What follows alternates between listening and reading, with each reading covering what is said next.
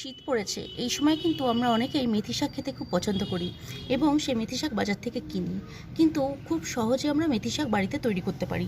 দেখুন, এই যে মেথি দেখতে পাচ্ছেন আপনারা, দোকান থেকে এরকম মেথি বীজ কিনে আনুন।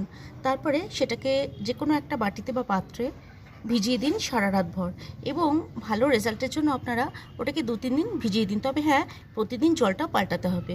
আমার এইখানে দেখুন, আমি 3 দিন আগে মেথিগুলোকে ভিজিয়েছি, দেখতে পাচ্ছেন আপনারা, এবং দেখুন পুরো এটাতে খুব ভালো মতন গাছ বেরিয়ে গেছে।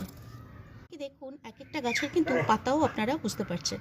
এটা পুরো 4 দিন পরে আমি আজকে নিয়ে এসেছি আমার এই গামলাটার মধ্যে এই মেথি গাছগুলোকে দেব।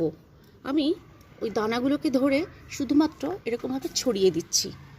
আর কিন্তু এখানে আমি মেথিগুলো দেবার আগে আমি এই মাটিটাকে পুরো ভিজিয়ে নিয়েছি। আপনারা মাটিটা ভেজা দেখতে পাচ্ছেন।